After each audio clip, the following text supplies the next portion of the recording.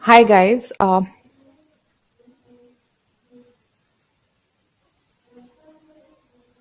Can you stop sharing your screen, Natasha? Can you please stop sharing?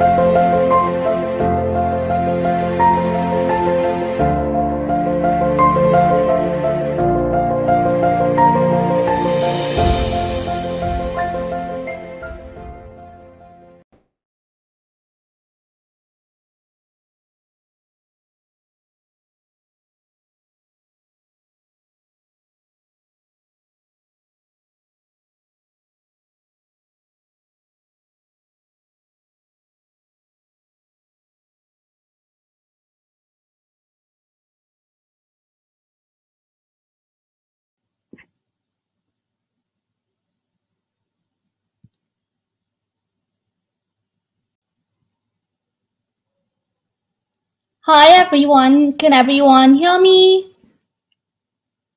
Do we have people in the session trickling in? Yeah, if you can hear me, give me a thumbs up, either in the chat box or the emoji reaction bar below your screens. Great, thank you for being here. We're going to start in a few seconds. Welcome to Room 1 of Lightning Talks. And yeah, we have 6 speakers lined up for you here with so many topics ranging from entrepreneurship to the relationship in tech, science, and arts to dealing with shame. Yeah, so we would love for you to engage with us. Please use the chat box on the right of your screen and ask these speakers questions. And if you want to chat with them later, you can always find them in the lounge. Let's get this started.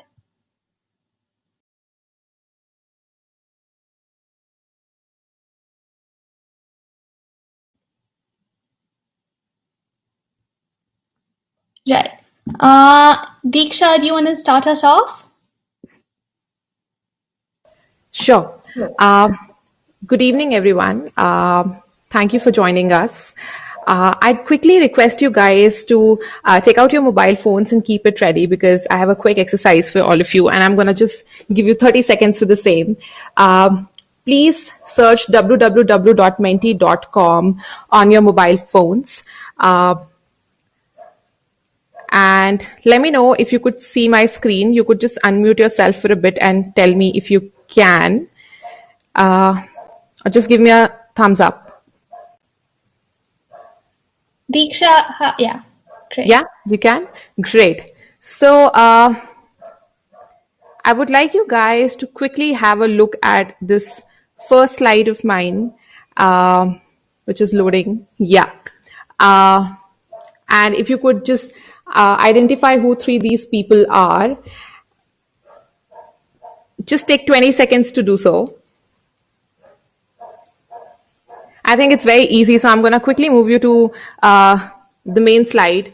Uh, Guys, please go on to www.menti.com on your mobile phones and use the code 8947324 and enter this, answer this question that I have for you. The key traits that Einstein, Da Vinci, and Steve Jobs had in common.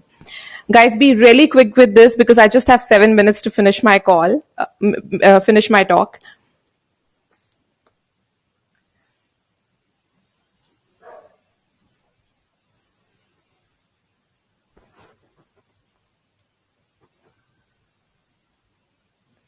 Great. Innovation, out of the box, creative. More answers, guys. And if you feel like you can even type it out on the chat box if it's this thing doesn't work well for you. Rebellion. We'll take a few more responses. Creative. Great. I'm going to stop here and talk about what I feel these guys are. So these guys, for me, are innovative and creative. That's something common amongst the three of them. And and I also find it very interesting that there's a pattern that leads to that. And you guys can definitely type it down in the chat box what you guys think is the pattern that leads to that. For me, the pattern wasn't that they were smart, because you meet a lot of smart people, and that not all of them really end up doing a lot, but the pattern that leads to their innovativeness and creativeness is the curiosity across the disciplines that they have studied.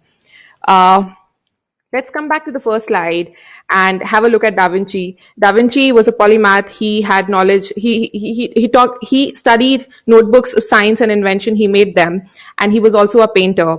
Einstein, we all know, that was a lover of music as well, and so was Steve Jobs, the father of digital revolution. At the same time, he had this knack for design, and of course, he was not a proper techie as we define it as on date.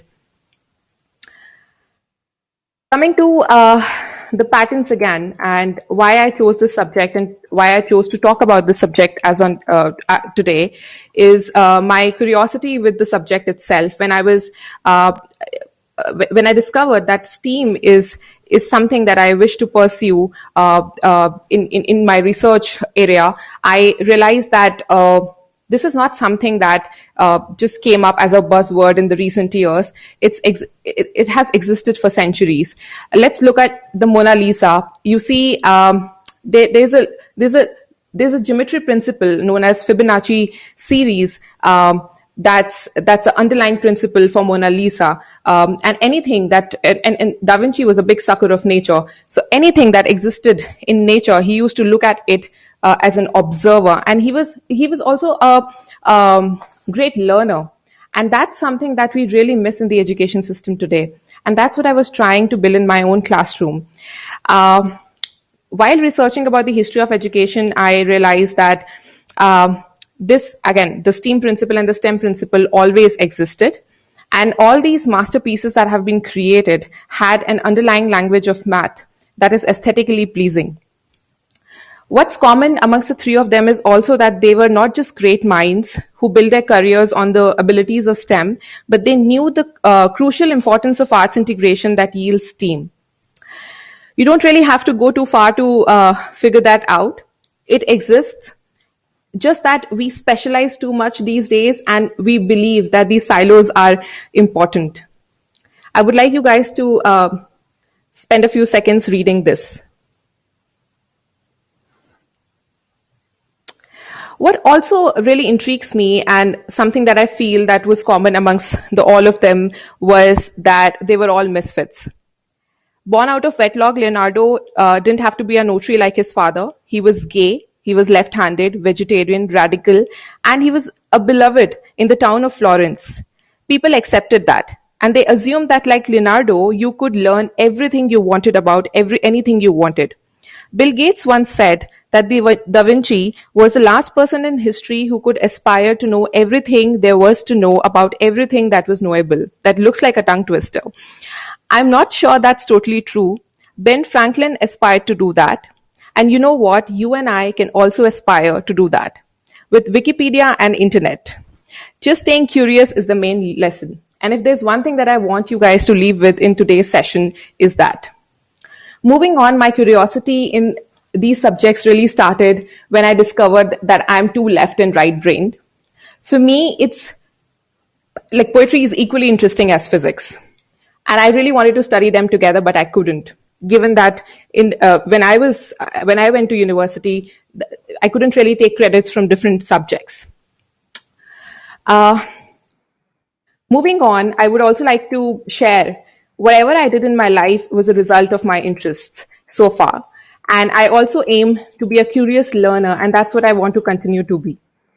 The reason that I brought up this history and the philosophy of being a misfit and why it led to what it led to mankind and to what these amazing people did to our world is that when we talk about future of skills and when we talk about the skill sets that are required to sustain, there's one thing common that I see in, now this is a current thing that has come out.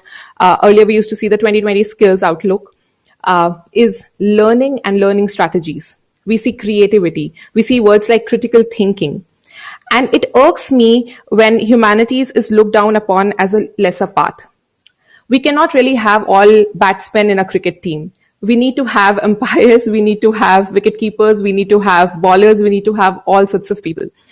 And today's tech is totally intuitive. We are right now using a platform where we can meet anybody, literally from Teach for India at a click of a button. What else do we need? Real world requires experience of judgment. It requires emotions that can be translated into tasks and actions. And for that, what we really need to do is to prepare our workforce in a way that they're able to do so. What's really lacking in today's workforce is diversity. And I'm not talking about just gender and racial background. I'm also talking about background in terms of skill sets, in terms of the personalities they are. We need extroverts, we need introverts, we need leaders, we need followers. And, it's beautiful when I see science and arts coming together. And one last thing that I really wish to leave with as I complete my talk is that let your nephews, nieces, children, and whichever child that you know in your vicinity to be who he wants to be what they want to be, to learn what they want to learn and not restrict them, to specialize, to become coders at the age of 5 and get scammed. Instead, let them discover, let them observe, let them be observers, let them be learners, let them be curious. And that's what I do. Most of the time, that's my interest. And if you would like to learn more about my initiative, you can meet me at the arena. Thank you for hearing me out. It was lovely being at Connected. This is what I want to leave you with. It's a technology married with the liberal arts, married with the humanities that yields us the results that make our hearts sing. Thank you.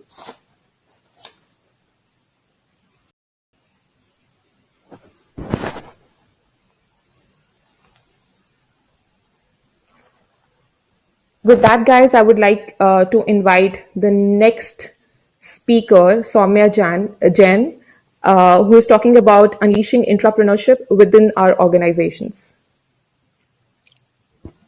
Thank you, Natasha. Can you confirm that you can see my screen, Natasha?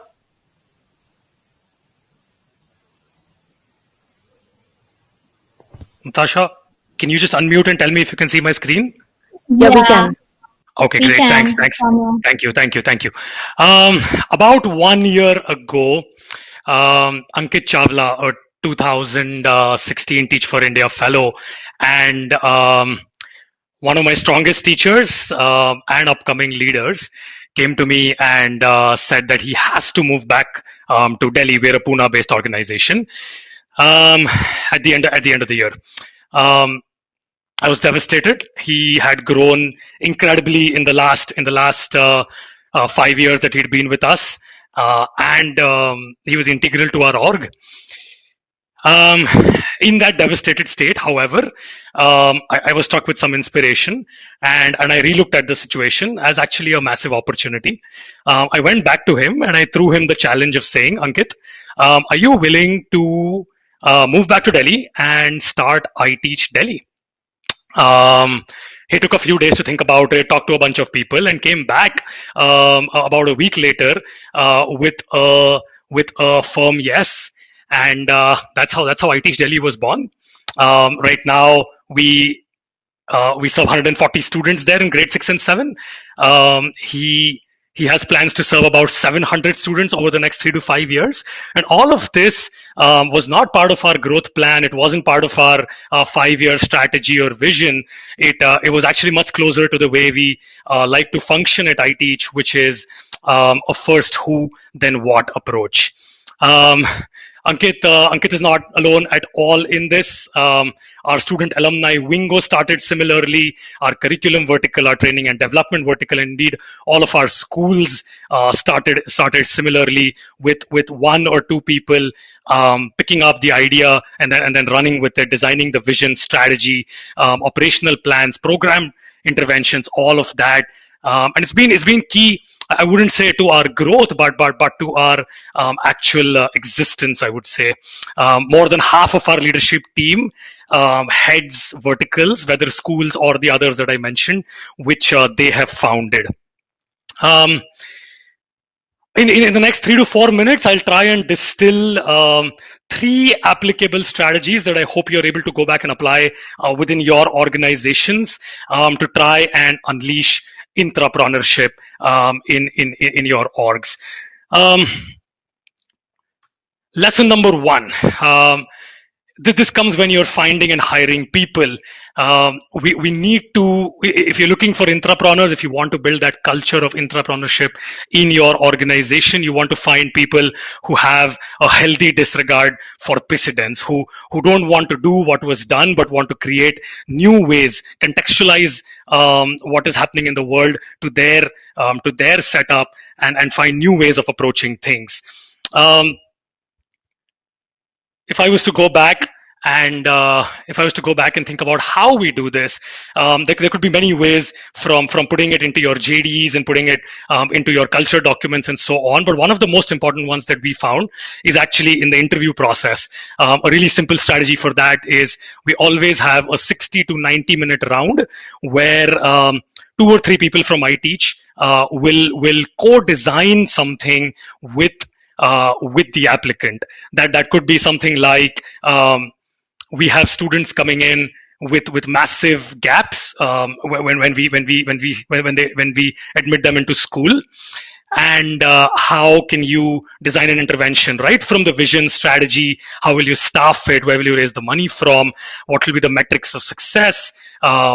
All of these, can you co-design that with us? And that tells us a lot if this person enjoys starting from a blank slate and is able to actually put together in an hour and a half a skeleton of that project. And we've seen people who do well in those rounds correlating highly with their ability to create new things once they do join the organization.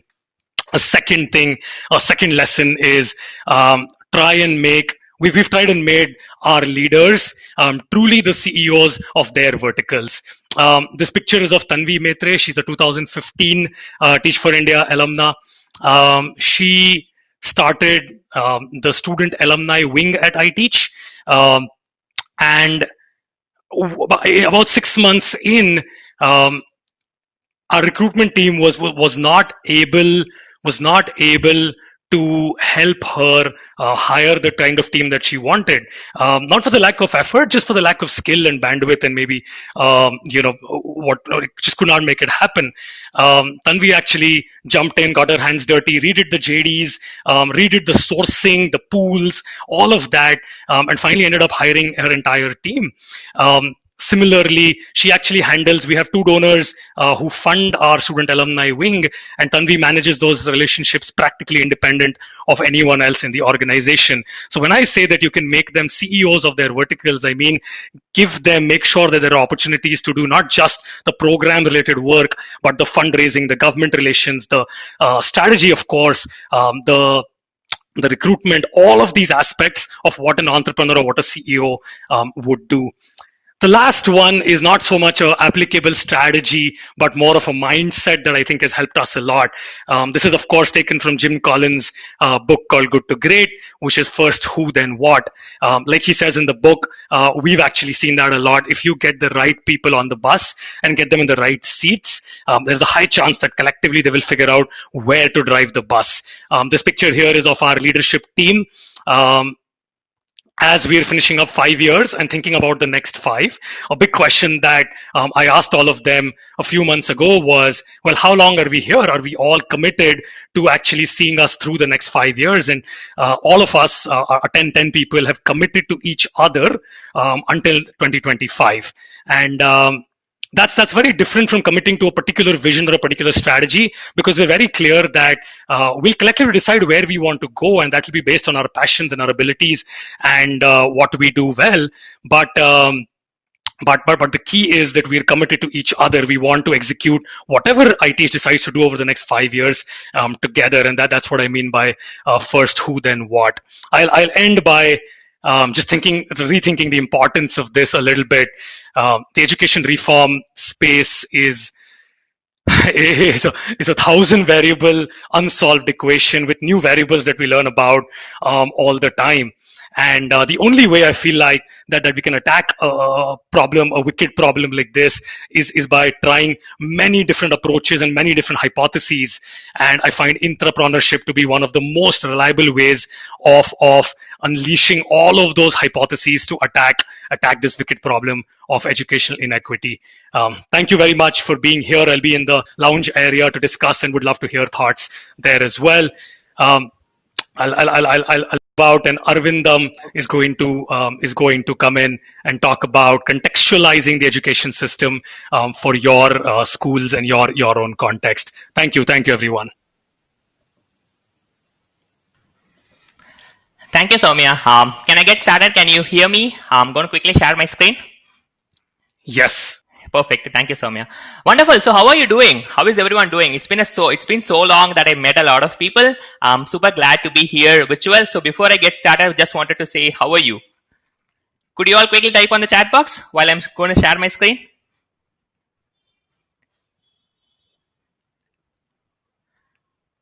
I hope you are enjoying the virtual summit. It's a huge learning for me. Definitely learning a lot of things about virtual presentations in itself, right? So that's a big part. So I'm going to get started. I'm not able to see the chat box though. Okay. Can you see my screen? Is this fine? Any audio confirmations? Yes, we can see your screen. Perfect. Thank you. So this is the topic that I wanted to speak quickly about. Quickly today, customizing and contextualizing education for students. We will get on to it right away. For those who don't know me, my name is Aravindhan. I am a computer science engineer turned into a Teach for India fellow, teaching 4th and 5th standard students. We call ourselves the design thinkers. And then I worked with the Teach for India staff team for a couple of years, working with the fundraising and communications. And I recently, transitioned out of Teach for India 6 months ago. And very interestingly, I founded, a pilot initiative called as Edu Rise Global, with the experiences which I'm going to share. And I've also been volunteering with IEEE, the world's largest technical professional organization, since 2013. I've been a public speaker, and you can know more about me by going to my website. Okay, so on that note, let me get started. How many of you remember the collective contextual vision that you have set up for your students in your classroom during your fellowship? Could you type on the major buckets? Like, what are the things that you have remembered from your classroom?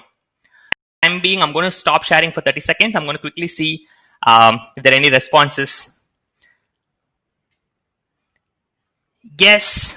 Okay. What are the big buckets that you saw on your fellowship? So I'm going to do a quick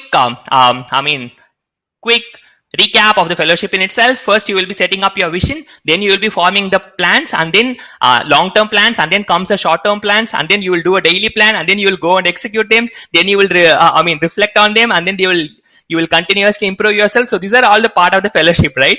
So the vision, the collective contextual vision, is the most important part. And the one thing I really wondered about this specific vision statement is it is truly contextual. We go to the house of the students, we interact with the students, we interact with the parents, we interact with the community leaders, we interact with the school leaders, and then we come up with this vision. It's not something that we wanted to solve something and then we go and solve in a classroom. It's the need of the community. It's the need of the classroom, which we are solving during our fellowship, right? And that's the most important part. I still remember the collective contextual statement that I have said for my classroom of 4th standard. It is all the 4A, the A is the section of design thinkers will be empathetic, passionate, and confident leaders of tomorrow who can solve their own problems using action and inspiration. Now, that's the contextual statement. I'm going to quickly tell you how it's helping me as an alumni today. Yeah. Going back to screen sharing. Perfect. All right. So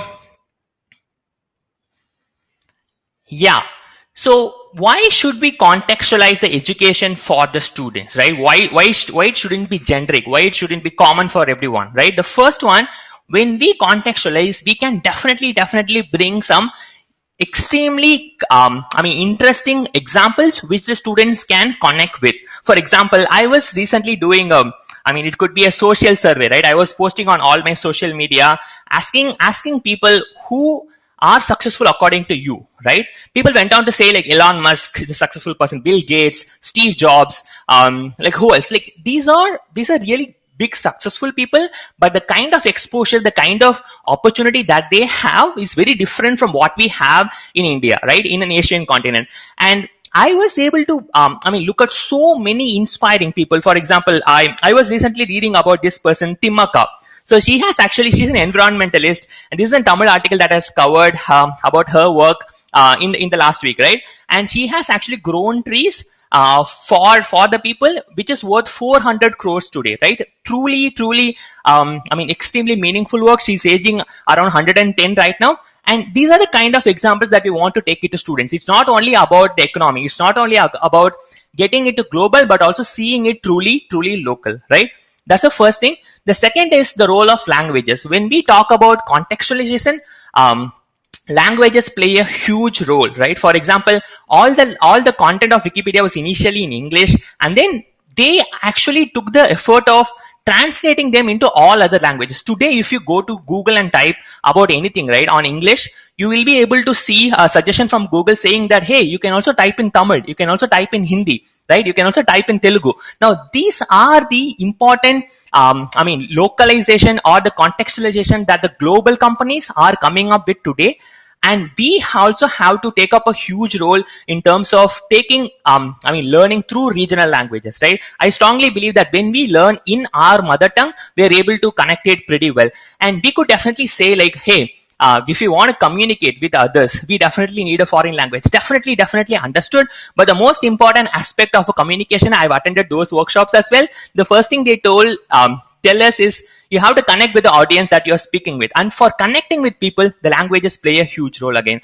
So when we are contextualizing, the languages play an extremely important role as well. The third thing is the role of options. So what is meant by customization, right? We definitely don't know what the students aspire to learn, right? Even we talk about creating any structures in a classroom or getting structures at any levels, right? We could have more options for the students. I still remember during my engineering as well as on my high schools, when I had options, I was really interested. Okay, I can choose. I can actually weigh down different options that I have, and then I can choose one, right? So options play a really important role in actually providing students what they want, right? So more options means they have more, they can customize it in their own way. The reason why I'm saying all these things, interestingly, I started up something. I actually created a YouTube channel. Now, this was a pilot experiment that I was doing, sometime 4 months ago, and I started creating videos. So I was initially creating videos in English because I was really comfortable with it, as I was also teaching in an English medium school during my fellowship. And I made an English video on the same topic. So this video is called Measurements, right? This is the first lesson of the 6th standard science textbook. So when I made this video, it went for some 200 views. And when I made the same video in Tamil, in the local language, with the local examples, the students were able to connect, and they were able to, a total of 2,900 people have seen this video so far. So it's not a big number, but still I felt it like, okay, there's so much of learning that's happening at the regional languages. And then we actually, I along with another alumni from 2014, Ashwin, and along with a few other members, we started up this initiative on YouTube. It's called EduRise Global, and contextualizing education in regional languages along with English. So this is what we are doing right now. And for more contextual videos, you can subscribe to our YouTube channel. So I'm going to actually share the link on the chat box as well. And yes, thank you so much for this opportunity. If you are able to resonate with what I am speaking, contextualizing the education for the students of what they need, you can come to launch and then we can connect. Of course, you can also connect me on the social media. So I think I completed on time. So I'm going to quickly introduce Ankita, the next speaker for you, who's going to talk about patterns, right? What's interesting about patterns? Over to you, Ankita. Thank you.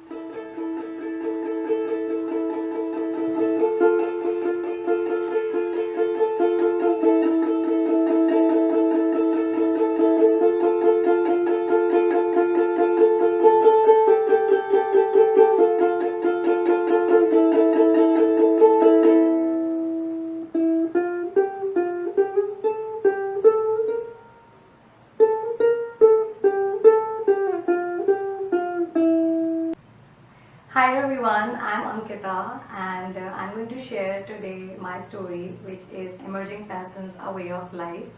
So right now I was playing my instrument, which is ukulele, and I interacted with you all by bringing out few notes from it, creating a melody. And these notes were not extraordinary. I was just playing random patterns and trying to connect with you all.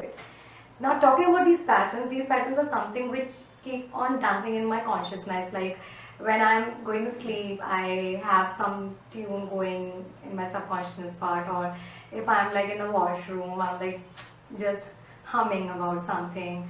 So what I do is when I think, okay, this is something of my own, and why don't I bring this in the present reality in what we are living in? Because I feel patterns are everywhere, from the stripes of animals to the petals of flowers to the movement of waves.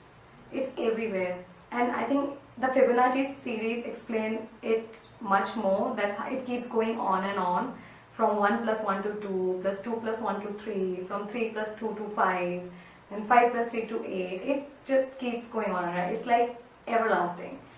So lately I see a lot of patterns. Like I remember when the pandemic started, I started noticing a lot of numbers. Like I used to see a lot of numbers like 111, 222, then 333 and all of this. And I thought that, am I going crazy? Like, I know I'm a little weird, but I'm not crazy, of course. So I decided to read few articles on the same. I thought, okay, let me read few articles and get an insight of what's happening. And then I got to know that this is a phenomenon called synchronicity, which is a term coined by psychiatrist Carl Jung. So, like, this happened a lot. Like I'm thinking about someone, and that someone just suddenly calls me up or texts me up, or a song which I'm thinking starts getting played, and I'm like, whoa, like what is this? And there's a term also, clairvoyance, when you like have an intuition beforehand and you get to know things what's gonna happen. So I think that what was happening with me. And how I connected it to my music is, when I was in the year 2016, I always wanted to have a own musical instrument. Like I wanted to have something of my own to express myself, because music is something, an extension of yourself. Like you can express yourself through art. So music is an art as well. So I wanted to have a guitar, and I learned also, but I couldn't succeed it. This year in the beginning, I watched this movie Her, and I don't know, suddenly I was like, I'm getting ukulele. Like I had this thought, like I'm getting this musical instrument, not guitar this time, but I'm getting this. And then I started seeing these numbers. I'm like, it's like a meaningful coincidence for me. Like, okay, this is a wake-up call. Maybe I'm doing right. Maybe I'm going to the right way. And it's like a thumbs up. Oh yeah, you are actually doing great. So I observed it, but what it's needed is, you really need to observe it, because we know we have a rush of life, like from the morning to the night. Like we have to go to work, then we have to finish our course. Even if we are like living in a family, we have to look out our parents or our kids, friends. So we do not have enough time to just sit back and ask ourselves, what is happening, where I am leading. Like what are the patterns which I'm observing. These models, if you see, these are known as mandals, which I've created. To be honest, I was really not good in arts, in drawing. I remember I used to get C or B grade at the max, even if I used to do good drawing, but it was not really great. But then I realized, okay, these are all patterns, because they're everywhere. Like they are all corresponding and following each other and glorifying, and like just line to line and dot to dot. They don't have to be perfect, but like just observing and creating out, just observing what's happening and then see what happens. Like the magic happens. According to a study, people say that the pattern recognition is equal to IQ determinant. Like those who can understand and recognize patterns, they can develop so many skills like critical thinking and identifying and making predictions, setting expectations, decision making, and which we all agree are really important in our education system. So moving towards the end of this little talk, I just want you all to observe and think how these patterns are benefiting us, and if these patterns are not benefiting us, then we are always have the choice to discard them and keep them aside and build a new one out of it, if we actually keenly observing that. Thank you so much. I would like to invite the next speaker, Prasanth Nori, for his lightning talk. Thank you.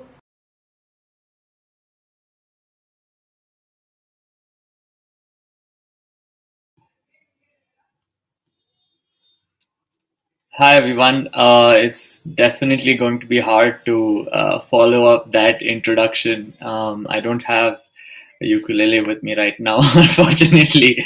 I'm just trying to get.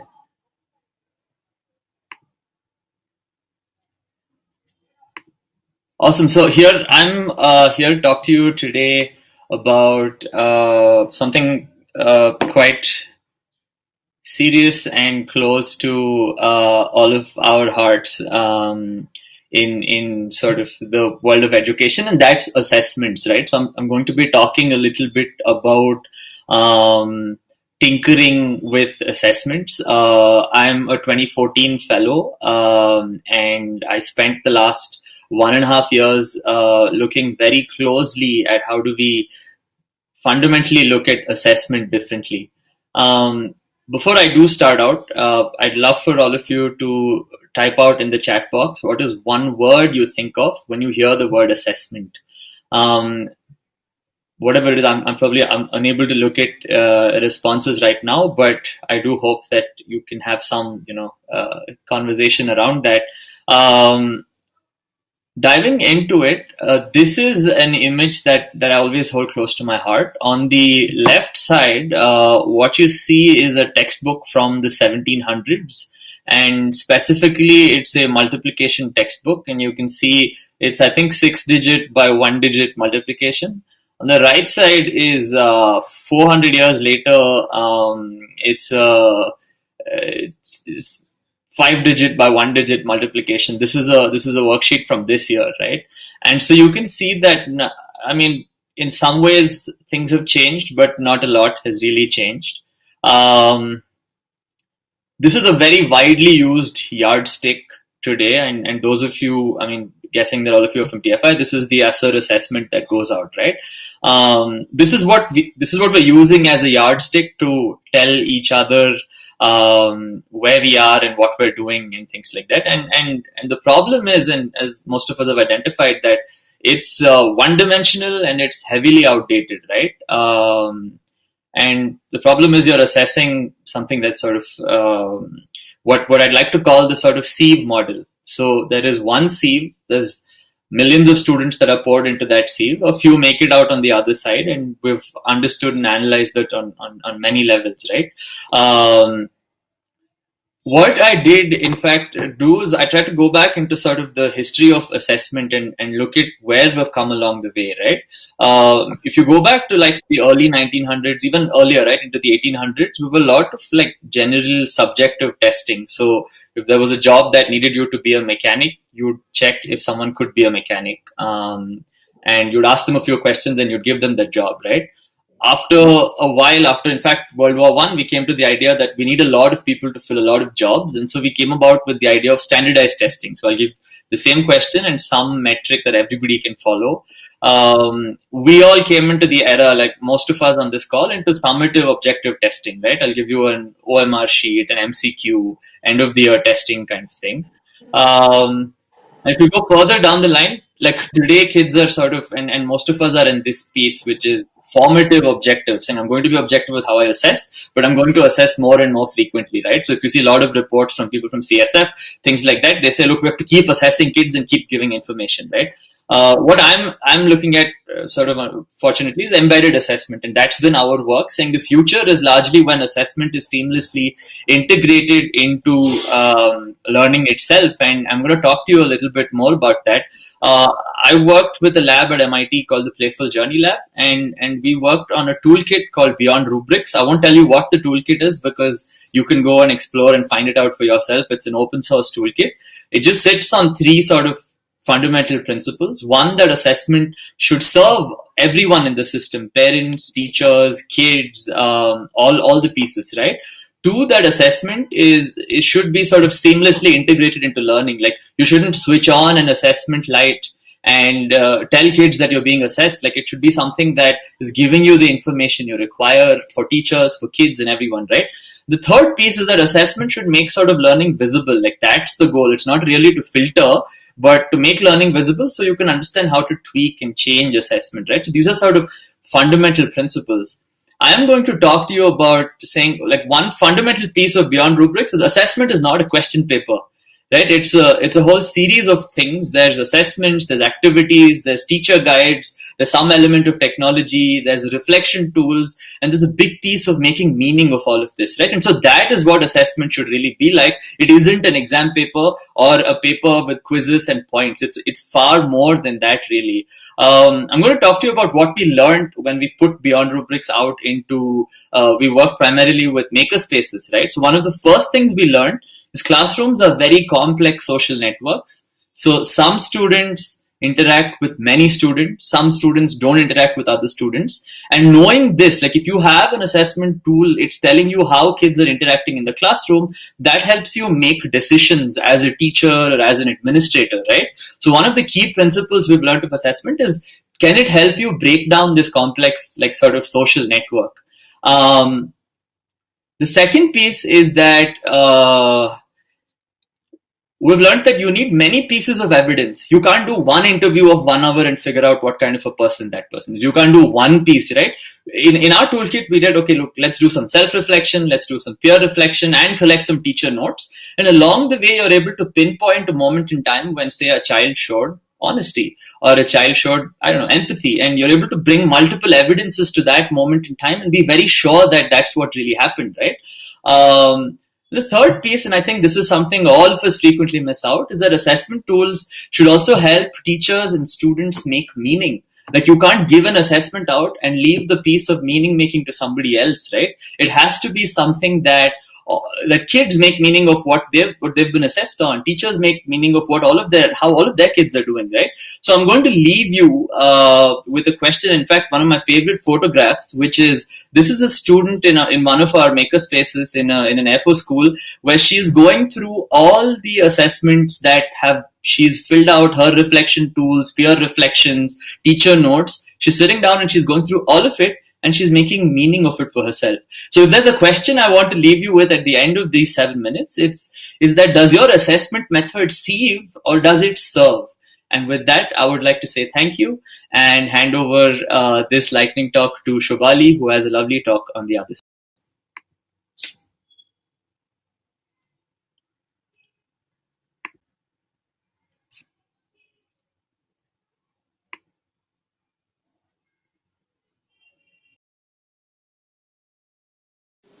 Once again, for the nth time, I flip my lid.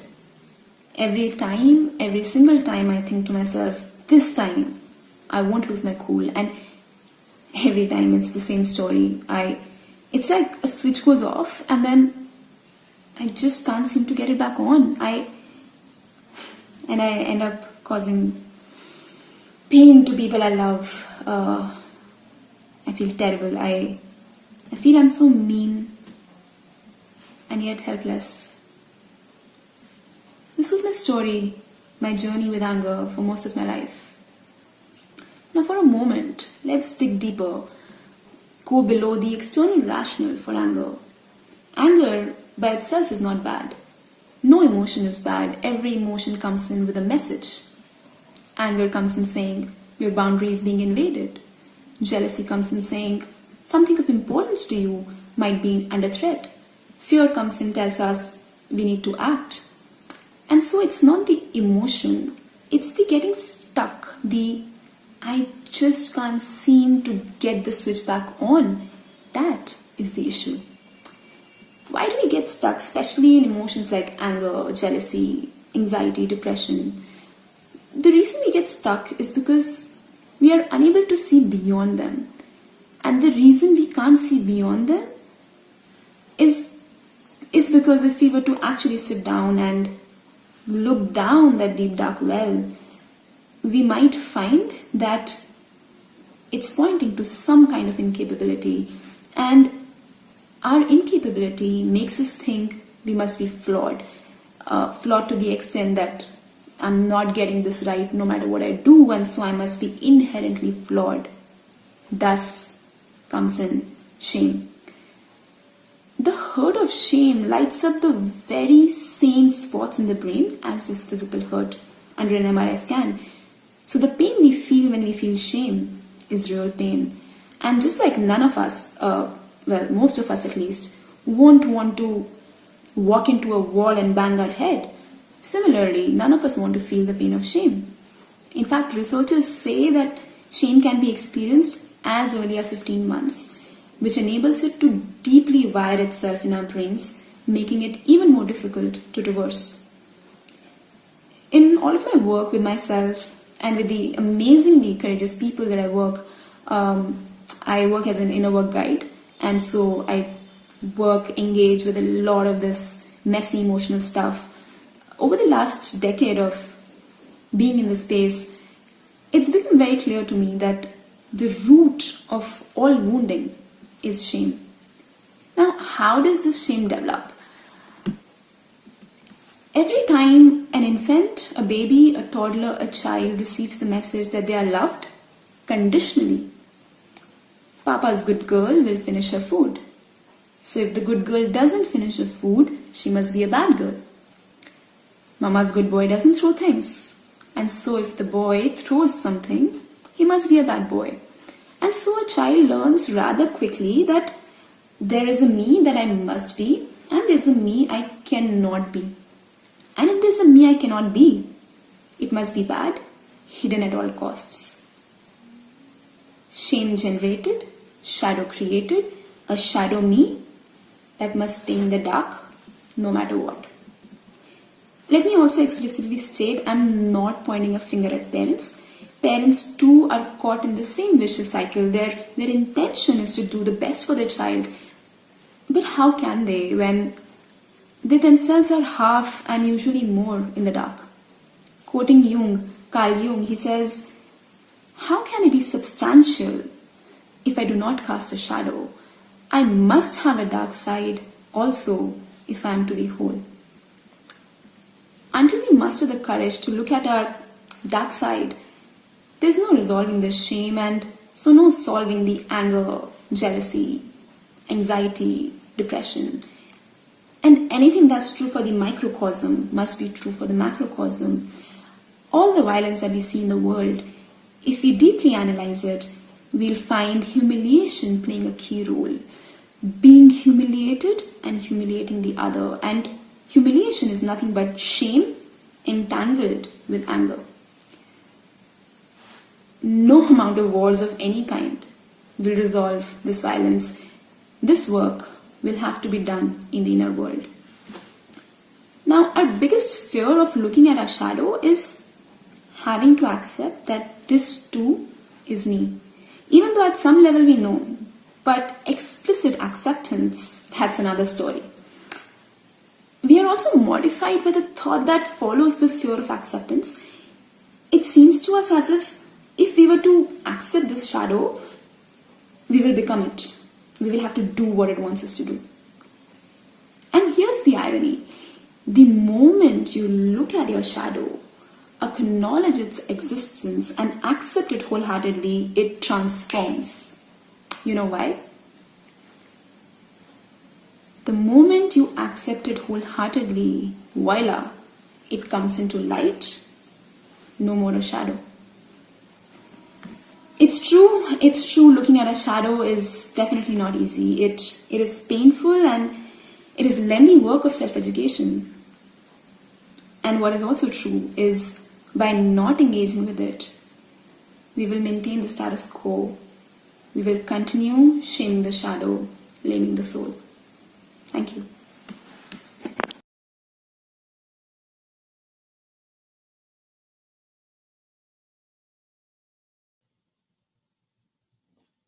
Hi everyone. Thank you to all of our speakers for their brilliant talks. Thanks for engaging with us in the chat box. We would love for you to continue engaging with all of our speakers, with each other in the networking lounge now. And be sure to join us at 7 p.m. for Unsummit. Thanks everyone.